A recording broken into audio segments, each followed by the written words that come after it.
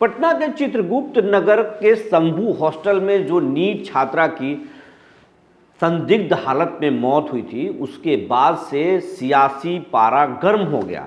बिहार भर के छात्र छात्राएं, तमाम लोगों में गुस्सा है, आम लोगों में गुस्सा है, अभिभावकों में गुस्सा है। लोग बोल रहे हैं कि अब हमारी बेटियां सुरक्षित नहीं हैं। सुरक्षित पढ़ाने के लिए हॉस्टल भेजते थे, लेकिन अब तो हॉस्टल में भी सुरक्षित नहीं है। तो हॉस्टल को लेकर नए नए खुलासे भी हो रहे हैं। शुरुआती दौर में कहा गया कि संदिग्ध मौत है और इसमें कुछ खास नहीं दिखता है, लेकिन जब दबाव बना तो फिर पोस्टमार्टम रिपोर्ट में जो चौंकाने वाला सच सामने आया वो भी आपको पता होगा।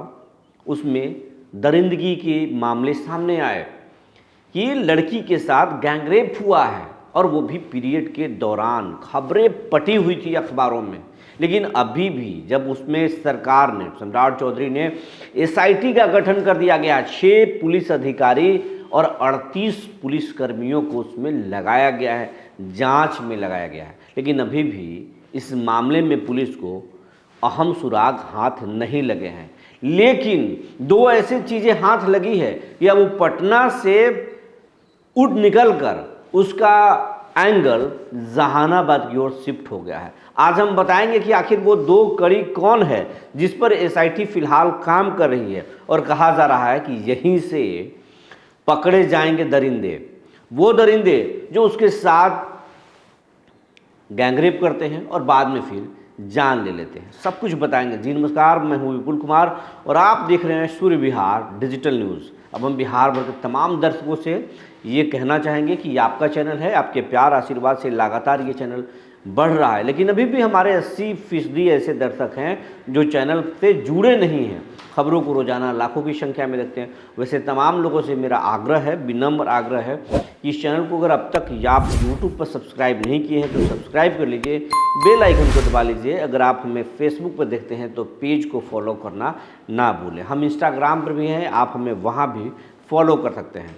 अब खबर आपको विस्तार से बताने जा रहे हैं। खबर विस्तार से बताने से पहले आपको कुछ खबरों को हम दिखाना चाहते हैं, ताकि मीडिया में किस तरीके से खबरें जो है, ये घटना जो है सुर्खियां बटोर रही है, और रोज़ाना जो है वो देश भर में इसको लेकर अलग अलग राज्यों में, बिहार ही नहीं अलग अलग राज्यों में स्टूडेंट जो है, स्टूडेंट यूनियन प्रोटेस्ट कर रहे हैं।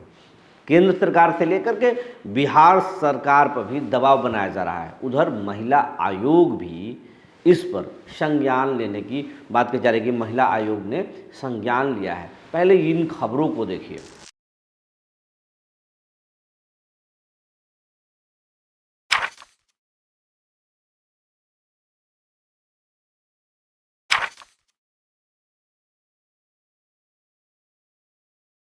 आप खबरों को देख लिए होंगे, कोई ऐसा दिन नहीं है जब इस घटना में कुछ खबरें नहीं छप रही हैं, चाहे वो अखबार हो, प्रिंट हो या फिर डिजिटल दुनिया हो। तमाम जगहों पर खबरें पटी हुई हैं।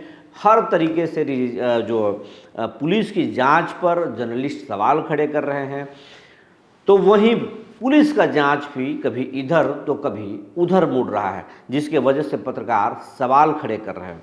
लेकिन कई बार ये होता है कि पुलिस पर ज़्यादा दबाव भी कभी कभी जांच की दिशा को गलत तरफ मोड़ देता है, और सही आदमी, निर्दोष आदमी मुकदमों में फंस जाता है, और कई बार निर्दोषी बच कर निकल जाते हैं। इसीलिए पुलिस का काम करने का जो तरीका है वो, उस पर आप सवाल खड़े कीजिए, लेकिन अगर पुलिस अनुसंधान कर रही है, अगर ईमानदारी से अनुसंधान कर रही है, तो उसको काम करना चाहिए। अगर आपको भी इस संबंध में कोई जानकारी है, ऐसी जानकारी जो छात्रा से जुड़ी हुई है, तो आप पुलिस को बता सकते हैं। लेकिन अगर पुलिस वाकई में इस मामले की जांच को प्रभावित करना चाहती है, तो फिर दबाव तो लोकतंत्र है, जनता बनाती ही है। लेकिन अभी जो एसआईटी जो जांच कर रही है, उनमें 2 चीज़ों का इंतज़ार कर रही है।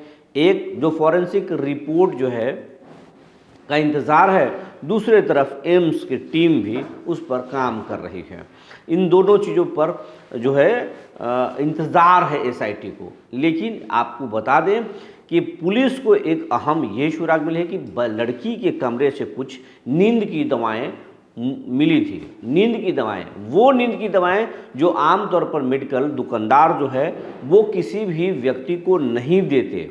वो नींद की दवाएं जो डॉक्टर के लिखने के बाद ही, जब डॉक्टर पर्ची पर लिखते हैं उसके बाद भी वो दवा प्रोवाइड किया जाता है, किसी भी व्यक्ति को मेडिकल स्टोर वाले दे देते हैं। लेकिन उस नीट छात्रा के कमरे में नींद की गोली कहाँ से आई? एंटी डिप्रेशन ड्रग वो ले रही थी लड़की, ये पुष्टि होता है कि एंटी डिप्रेशन ड्रग ले रही थी।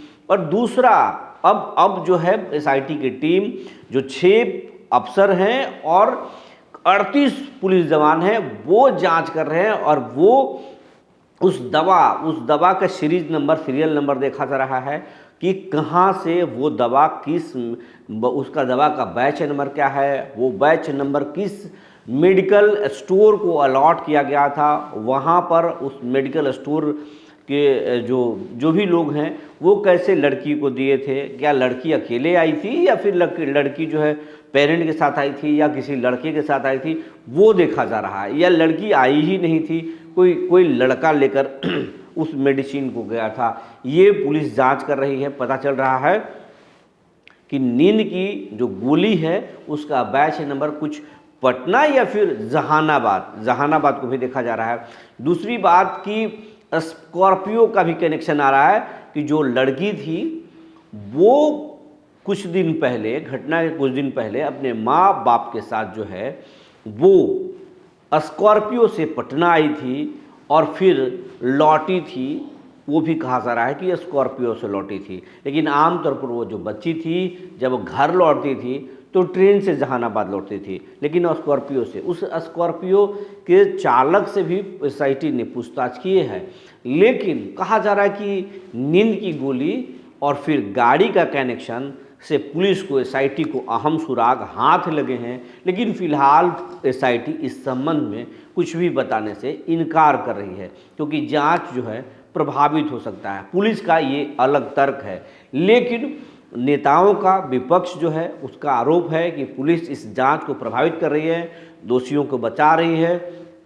पप्पू यादव खुद आरोप लगा चुके हैं कि इसमें नेताओं के बेटों के भी संलिप्तता है, लेकिन पप्पू यादव कब क्या बोले ये कहना मुश्किल है। लेकिन पप्पू यादव ने ये बड़ा आरोप लगाया है, खबरों में भी देखिए।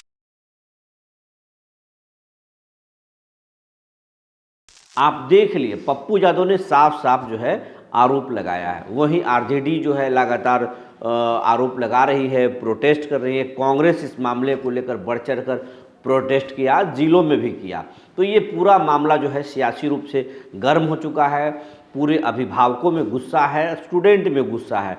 लेकिन इस मामले में एसआईटी का कहना है कि बहुत जल्द खुलासा हो सकता है, पुलिस की जांच सही दिशा में जा रही है। लेकिन ये मामला थमा ही नहीं था कि एक दूसरा मामला पटना में हो गया। वो भी आपको जानकारी होगी, गोह के, जहाँ औरंगाबाद जिले के गोह के एक रहने वाली नीट की तैयारी करने वाली एक छात्रा के भी मौत जो है संदिग्ध हालत में हुई। लेकिन उसमें पुलिस का कहना है वैसा कुछ साक्ष्य नहीं मिला है जिसके आधार पर इसमें कुछ कहा जाए। वैसे पटना के हॉस्टल को लेकर, गर्ल्स हॉस्टल को लेकर अब जो है सरकार चौकस में आ गई है, और गर्ल्स हॉस्टल के कारनामे एक से बढ़कर एक सामने आ रहे हैं। देश का बड़ा अखबार है दैनिक भास्कर। दैनिक भास्कर के डिजिटल जो चैनल है उसने एक स्टिंग किया, और उस स्टिंग में दिखाया कि पटना के गर्ल्स हॉस्टल से 25,000 रुपये में लड़कियों को सप्लाई किया जाता है। भास्कर के जो इन्वेस्टिगेशन जो टीम है, जो रिपोर्टर्स हैं, अंडरकवर रिपोर्टर, उन्होंने अलग अलग एजेंट से बात किया और बात करके खुलासा किया कि 25,000 में, किसी ने बताया 10,000 में, किसी ने बताया 40,000 में लड़कियां उपलब्ध होती हैं, और रात में देर रात उन लड़कियों को महंगी गाड़ियों में, बड़े बड़े बंगलों में पहुंचाया जाता है। तो इस तरह की बातें कही जा रही हैं, स्टिंग में खुलासा हुआ है। पुलिस भी अब इस तमाम चीज़ों को देखते हुए पटना के कई इलाकों पर नज़र रख रही है। वैसे पटना के तो तमाम जो गर्ल्स हॉस्टल है उसकी सुरक्षा व्यापक तौर पर बढ़ा दी गई है, और इस मामले में सम्राट चौधरी ने पुलिस को सख्त जो है हिदायत दिया है कि इस तरह की अगर गड़बड़ी मिलती है तो फिर कल हॉस्टल संचालकों पर भी जो है एक्शन लेंगे और इस मामले के जो भी दोषी हैं वो किसी भी सूरत में बचना नहीं चाहिए। फिलहाल जो जानकारी निकल कर आई थी हमने आपको बता दिया। तब तक के लिए धन्यवाद।